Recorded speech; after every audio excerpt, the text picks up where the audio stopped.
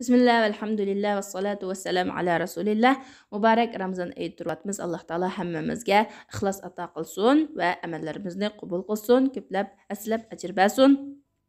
Ramazan ayı munosabati bilan ro'zaga aloqador ahkamlarni, e'tikofga aloqador ahkamlarni va qadr kechasiga aloqador ahkamlarni bayon qilib o'tmoqchiman.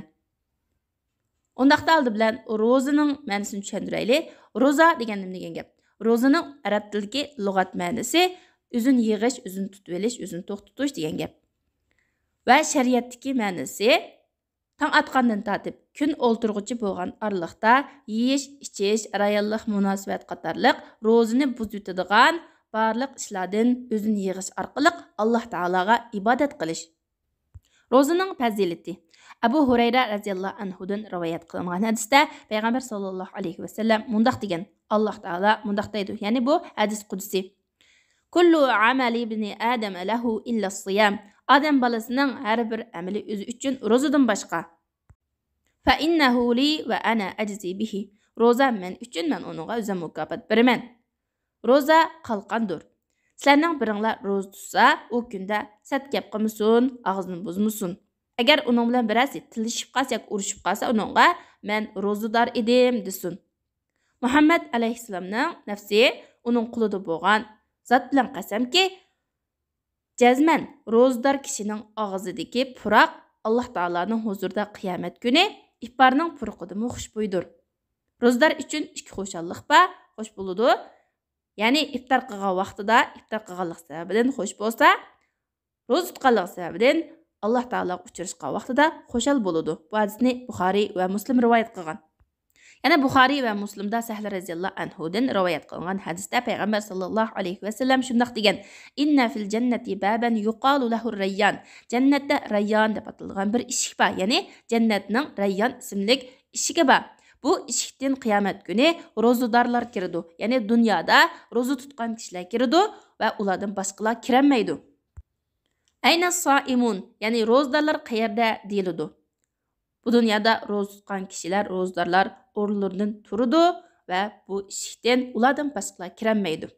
Ro'zadorlar bu eshikdan kirib bo'lgan chaqda eshik etiladi, undan boshqa hech kim kirolmaydi. Ro'zaning fazilati haqida nurg'ulg'an hadislar kelgan. Biz ro'zaning fazilati haqida shu ikki hadisni deyish bilan ko'paylansak bo'ldi. Ro'zada 3 turlik sabrning hammasi to'plashgan. Sabr 3 turlik bo'ldi. Ya'ni Alloh taologa itoat qilishga sabr qilish, Alloh taologa osiylik qilishdan o'zini yig'ishga sabr qilish va Alloh taoloning har xil musibatlariga, alamlik balo musibatlariga sabr qilish. Ro'zada Alloh taologa itoat qilish badidiq. Chunki inson ro'za tutgandan keyin atigandan kechgacha ochliqqa, usuzlikqa va kunning qiziqligiga sabr qiladi. Alloh taologa osiylik qilishdan o'zini tutib olishga sabr qilish badidiq. Ya'ni inson ro'zador vaqtida Alloh taolo ro'zadorga harom qilgan ishlardan o'zini tortidi, o'zini yig'idi. Alloh taolaning qadarlariga, taqdirlariga sabr qilish badidiq. Chunki ro'zador usab, qo'siq ochidi, ojizlaydi, o'shalarning hammasiga sabr qiladi. Ro'za shundaq sabrning hamma turlarini o'ziga jug'ilganligi uchun ro'zaning ajri nihoyat katta bo'ladi. Chunki sabr qilguvchilar haqida Alloh taolo innama yuwaffas sabiruna ajrahum bighayri hisab. Sabr qilguvchilar ajrga hisobsiz erishadi. Buni olimlar ikki xil tafsir qiladi. Birisi ular hisob kitob qilinmasdan jannatga kirib ketadi deb tafsir qilinsa, yana birisi ko'plikni ko'rsatadi. Ya'ni sabr qilguvchilarning erishadigan ajri hisobsiz nihoyat ko'p demakchi. Shunga ro'za sabrning hamma turini o'ziga jug'ilganligi uchun ro'zaning ajri hisobsiz bo'ladi. Ro'za tutganlar hisobsiz ajrga erishadi. Ro'za uchun kechidan niyat qilish shartmi? Shundoq. Ro'zaning to'g'ri bo'lishi uchun, durust bo'lishi uchun niyat shartdir. Ya'ni Ramazon ro'za tutmoqchi bo'lgan kishi oqshom kun o'ltirgandan tortib atiyanda tong yorug'ichi bo'lgan oraliqda, ya'ni bomdod vaqtigachilik ro'za tutishni niyat qilish kerak.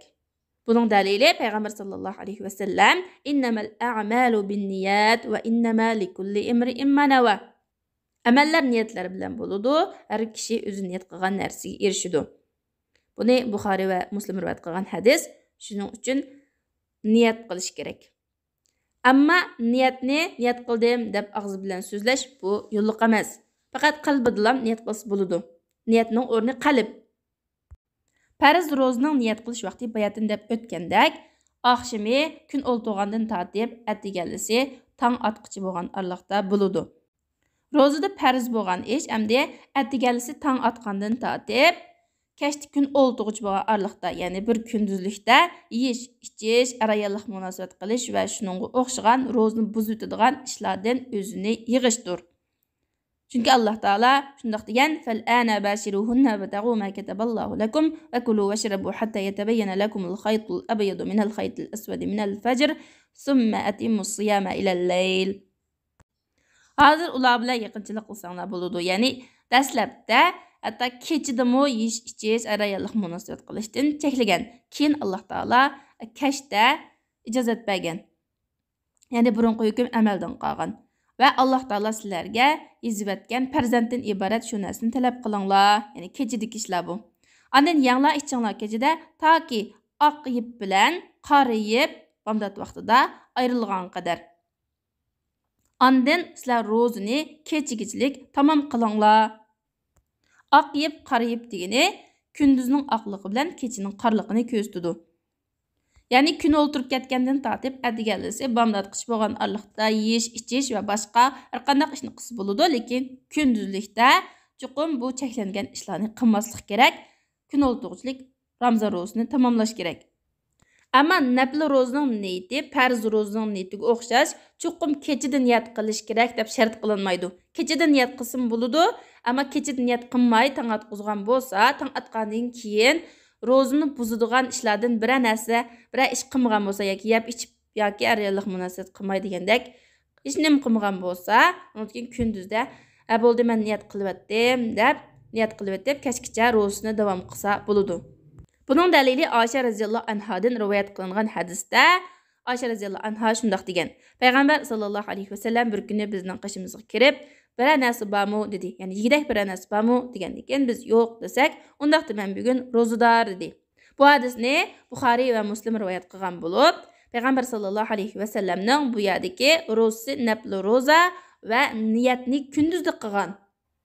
Ummu Darda radhiyallohu anha shundoq deydi: Abu Darda radhiyallohu anhu bizga nashtilik bormi deydi. Biz yo'q desak, undaqda men bugun ro'zador deb shunda deydi. Ya'ni kunduz niyat qilib nafl ro'za tutib oladi.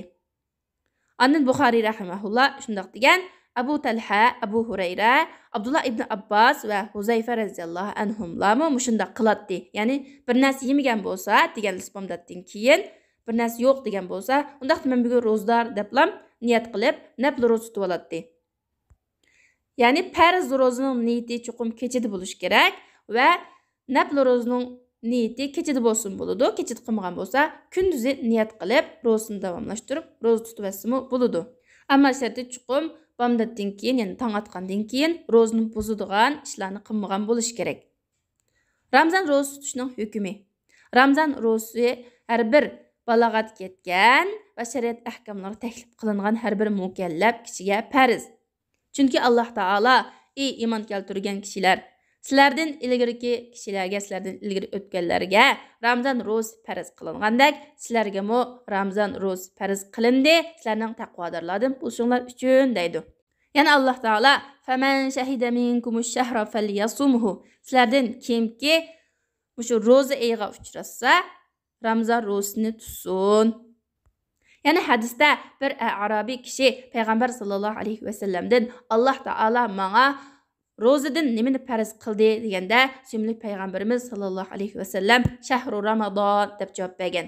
Ya'ni Ramazon oyining ro'zasini tutishni Alloh taolo farz qildi degan. Olimlarmi Ramazon ro'zasini tutishning farz ekanligiga ittifoq kelgan va Ramazon ro'zasini inkor qilgan kishining kofir va murtad ekanligiga ittifoq kelgan. Hilal ayni ko'rish Ramazon oyining kirganligini isbotlashda e'tiborga ilinadi. Chunki payg'ambarimiz sallallohu alayhi vasallam: "Iza ra'aytumuhu fasumu." Agar sizlar shu Ramazon oyini hilal oyini ko'rsanglar, ro'za tutinglar degan. Agar bir adolatlik, ishonchli bir musulmon kishi Ramazon oyining hilal oyini ko'rganligini desa, guvohlik bersa men ko'rdim desa, uning bu gapi o'tidi. Ya'ni shuning gapiga asosan Ramazon oyi kiribdi deb ro'za tutishni boshlaymiz. Agar hech kim Ramazon oyining hilol oyini ko'rmagan bo'lsa, u chaqda Sha'ban oyini 30 kun to'liqlab o'tib, ondan Ramazon oyi kirdi deb ro'za tutishni boshlaymiz. Chunki payg'ambar sallallohu alayhi vasallam shu hilol oyini ko'rib, unda ro'za tutinglar, ko'rib ro'zanglarni ichinglar, ya'ni Ramazon oyidan chiqinglar. Agar ko'rinmay qolgan bo'lsa, oshkor bo'lmay qolgan bo'lsa, masalan bulut tusilib yoki boshqa sabablardan ko'rmagan bo'lsanglar, u chaqda Sha'ban oyini 30 kun qilib to'liqlab etinglar degan bu hadisni Buxoriy va Muslim rivoyat qilgan. Hilol oyini ko'rish har bir davlatga, har bir shaharga shuning xos bo'ladi. Sahih Muslimda rivoyat qilingan hadisda Kurayb radhiyallohu anhu Shamga borgan va Shamga u chaqda Muaviya radhiyallohu anhu amir edi. Kurayb shunday deydi: "Men Shamga keldim va Ramazon oyining hilol oyi chiqdi. Men Shamdagi vaqtimda biz hilol oyini juma kuni kechasi ko'rgandik. Men Madinaga bu oyning oxiri yetib keldim. Ibn Abbas radhiyallohu anhu mendan so'radi, ondan hilol oyini tilga oldi. Ondan mendan sizlar hilol oyini qachon ko'rdinglar deb so'rdi. Men uning javob berdim. Ya'ni juma kuni kechasida ko'rdim deb javob bersam, lekin biz shanba kuni kechada ko'rdik dedi. Shunga biz ro'zimizni 30 kun to'liqlaymiz yoki Shavvolning oyini ko'rgichlik ro'zimizni tutaveramiz dedi. Shuning bilan men Muaviya radhiyallohu anhuning hilolni ko'rgini va ro'za tutqani bilan ko'paylanmamsa desam, yo'q, payg'ambar sallallohu alayhi vasallam bizni shundoq qilishga buyurgan. Ya'ni har bir shahar, har bir davlatningki oyini ko'rishi shu shahar, shu davlatga xos bo'ladi deb shunday buyurgan dedi. Mana bu ko'z qarash shariat dalillariga eng yaqin. Bunun yana Allah Taalaning "Faman shahida minkum shahra falyasumhu" degan so'zi dalolat qiladi. Ya'ni sizlardan qaysanglar o'sha Ramazon oyini ko'rsa, ro'za tutsin. Ya'ni payg'ambar sallallohu alayhi vasallam "Sumu li ru'yatihi va aftiru li ru'yatihi" degan. Ya'ni Ramazonning hilol oyini ko'rib ro'za tutinglar, Shavvolning hilol oyini ko'rib Ramazondan chiqinglar. Ammo Ramazon oyining tugaganligiga chuqum Shavvol oyining hilol oyini ko'rish kerak. Buningga adolatlik ikki musulmon kishi guvohlik berish kerak. Biz Shavvolning hilol oyini ko'rdik deb ikki kishi musulmon adolatlik ikki kishi guvohlik bersa, bu chaqda Ramazon oyi chiqib ketgan bo'ladi. Agar ko'rmagan bo'lsa desa, Ramazon oyini 30 kun qilib to'liqlab tutib etadi. Ramazon ro'zasi farz bo'lish uchun qanday shartlar ketadi? Birinchi, musulmon bo'lish kerak. Chunki ro'za kafirga farz emas, u kafirningki amal ibodatlari qabul qilinmaydi. Ikkinchi sharti balog'atga yetgan bo'lish kerak. Balog'atga yetmagan bolalarga farz emas. Agar farqlantirish yeshiga yetgan bolalar bo'lib qolsa, ro'za tutsa, ro'za tutishga toqati yetsa, u chaqda ro'za tutganligi uchun ajr oladi. Va bu bolalarning ota-onasi va valilari bu bolalarga ro'za tutishni o'rgatganligi va mashq qildirganligi uchun ajr oladi o'xshash. Uchinchisi aql. Majnun ya'ni sarang odamga ro'za farz emas. Uning tutgan ro'za tutsimi durust bo'lmaydi. Chunki payg'ambar sallallohu alayhi vasallam rufi'al qalamu an salasa anin naim hatta yastayqiza va anis sabi hatta yahtalim va anil majnun hatta yaqil degan. Ya'ni 3 turli odamdan qalam ko'tarilib ketdi. Ya'ni ularga farz emas, vojib emas. Birisi uxlab qolgan odam uyg'ong'ichi bo'lg'ich orliqda. Ikkinchisi balog'at yetmagan bo'lsa, bolalar balog'at ketkicha bo'lganlikda. Va majnun ya'ni sarang odam, aqliga kelgichilik bu odamlarga shariat takliflari taklif qilinmaydi. Bu hadisni Abu Davud Tirmiziy rivoyat qilgan sahih hadis. To'rtinchisi, bir yer muqim turgan bo'lish kerak. Musafir odamga ro'za farz emas. Beshinchi, ro'za tutishga toqat yetadigan bo'lish kerak. Kasal odamga masalan ro'za farz emas. Chunki Alloh taolo va man kana maridan aw ala safarin fa iddatun min ayyamin ukhra. Sizlardan kimki kasal bo'lsa yoki safar ustida bo'lsa, u chaqda boshqa kunlari tutsin degan. Ammo bu yerda kasal bo'lish deganda ro'za tutsa, uning kasali og'irlab ketadigan, rostilla ro'za tutolmaydigan kasal bo'lish kerak. Masalan, odatdagi bir kichikkin zukam yoki biroz bosh og'riq yoki ozroq tish og'rib qolib yoki qo'l-put og'rib qolib, men kasaldim, Alloh taolo mendan ro'za tutishni ko'tarayotgan, men gunoh bo'lmaydi deb ro'za tutmay yursa, gunohkor bo'ladi. Oltinchisi, ayol kishi hayzdor holatda bo'lmasligi va nifas holatda, ya'ni tug'utlik holatda bo'lmasligi kerak. Chunki hayzdor ayollarga va nifas ayollarga ularga roza, namoz qatorliqlar farz emas. Ammo hayzdar ayollar va nifasdor ayollar namozning qazosini qilmagan bilan, ammo rozaning qazosini saqayganda qiladi. Bunun dalili Aisha radhiyallohu anhadan rivoyat qilingan hadisda Aisha radhiyallohu anha shundoq degan: biz shu ro'zlar vaqtida hayzdar bo'lib qolatdik. Biz namozning qazosini qilishga buyurilmaydik, ro'zining qazosini qilishga buyurilatdik. Bu hadisni Muslim rivoyat qilgan. Ro'zining qismlari. Ro'za shar'iy buyurilish va shar'iy jihatdan cheklanish tarafdan ikki qismga bo'linadi. Ro'za shar'an buyurilgan ro'za va shar'an cheklangan ro'za deb ikkiga bo'linadi va shar'an buyurilgan ro'za yana ikki qismga bo'linadi. Birinchisi vojib farz ro'za. Bu farz ro'za yana ikki turlik bo'ladi. Birisi shariatda asldan farz bo'lgan ro'za, bu bo'lsa-mu Ramazon oyining ro'zasi. Ikkinchi ro'za mukallaf, ya'ni shariat ahkomlari taklif qilingan kishiga ma'lum bir sabablardan farz bo'lib ketgan ro'za. Masalan, nazr qilgan bo'lsa ro'za tutishni yoki kaffarat yoki qazo ro'za degandek. Shar'an buyurilgan ro'zaning ikkinchi turi mustahab ro'za, ya'ni nafl ro'za. Bunda nafl ro'zaninki hukmi mustahab bo'ladi. Bu yana ikki turlik bo'ladi. Birisi mutlaq nafl ro'za. Bu shariat naslarida, mana Qur'on hadisda ma'lum bir vaqtga cheklab qo'ymagan. Falan vaqtda ro'za tutsa mustahab deb cheklab qo'ymagan.